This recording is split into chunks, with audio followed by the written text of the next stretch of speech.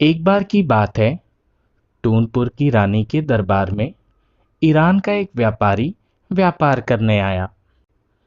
उस व्यापारी को देखकर रानी बहुत खुश हुई और रानी ने कहा कि हमारे राज्य की ख्याति पूरे मध्य पूर्व के देशों में भी फैल रही है। इसलिए अब यह व्यापारी हमारे शाही मेहमान हुए और इस व्यापारी की मेहमान नवाजी में किसी भी प्रकार की कोई कमी नहीं रहनी चाहिए। रानी के इस आदेश के बाद महल के सारे कर्मचारी उस व्यापारी की मेहमान नवाजी में जुट गए और व्यापारी को पूरे राज्य में घुमाया गया। उन्हें दिखाया गया कि यहाँ की जनता कितनी खुश है। व्यापारी की मेहमान नवाजी में कोई कमी ना रह जाए, इसलिए उन्हें एक बड़ा सा कमरा दे दिया गया आराम करने के लिए, और सुबह शाम उनके लिए शाही पकवान बनाए जाते थे। इन्हीं सब के बीच एक दिन की बात है। उस महल का जो रसोइया था, उस रसोइये ने व्यापारी के लिए एक बर्तन में रसगुल्ले बनाए और उन रसगुल्लों को एक सेवक के हाथों उस व्यापारी के पास भिजवा दिया। और वो सेवक जैसे ही उन रसगुल्लों को लेकर व्यापारी के पास पहुंचा तो उसने व्यापारी से कहा कि रानी मां ने यह मिठाई आपको खास तौर पर देने के लिए कहा है और इसीलिए हमारे रसोइये ने बड़ी मेहनत से आपके लिए इनको बनाया है। ये मेहमान नवाजी देखकर व्यापारी खुश तो हुआ, पर कहीं ना कहीं उसे शक था और उसने बोला कि मुझे इसको खाने की कोई इच्छा नहीं है। तुम मुझको इसकी असलियत पहले बताओ, तभी मैं इसे खाऊंगा। सेवक को यह बात काफी अजीब लगी और ये बात सुनते ही वो मिठाई लेकर वापस रसोइये के पास चला गया। और वापस रसोइये के पास पहुंचते ही उसने वो सारी घटना रसोइये को बताई। ये बात सुनकर रसोइया भी काफी हैरान हुआ कि ऐसा कैसे हो गया, और रसोइये ने सेवक को कहा कि तुम इसे मेरे पास छोड़ दो, मैं अपने हिसाब से देख लूंगा। और मिठाई को रसोइये के पास रखकर वो सेवक वहां से चला गया।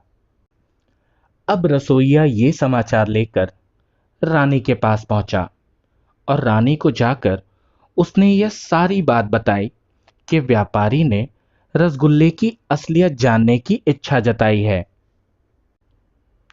ये बात सुनने के बाद रानी को भी ये बात काफी अजीब लगी, पर रानी ने कहा कि कुछ भी हो, वो हमारा शाही मेहमान है, इसलिए वो जो भी पूछ रहा है उसको जवाब तो हमें देना पड़ेगा और हम उसकी ये दुविधा जरूर दूर करेंगे।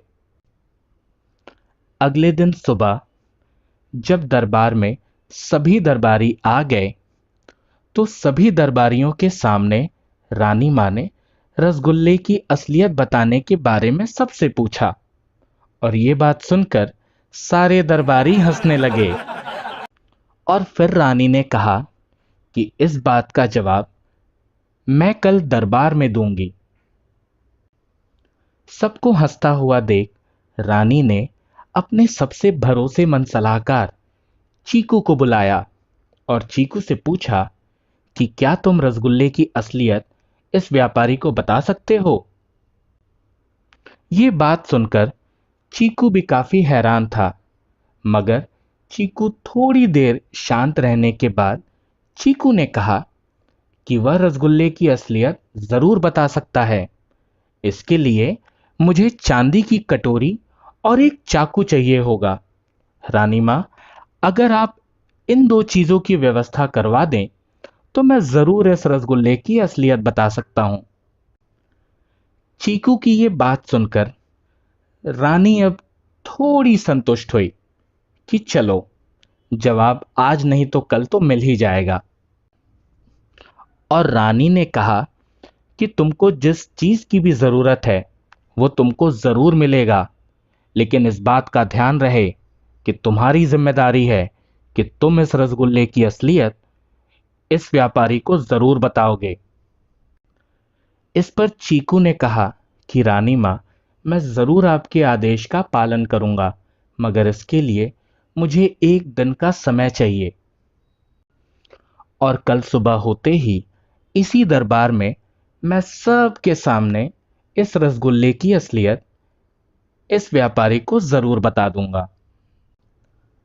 सबके सामने यह बात कहकर चीकू दरबार से एक चांदी की कटोरी और एक चम्मच लेकर अपने घर वापस आ गया।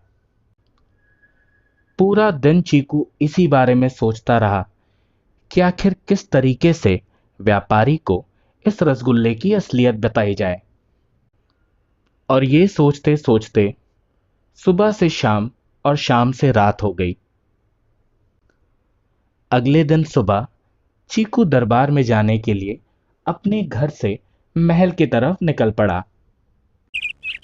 दरबार में पहुंचते ही चीकू ने उस चांदी के कटोरे को एक मखमल के कपड़े से ढक दिया और उस ढके हुए कटोरे को उसने व्यापारी के सामने रख दिया।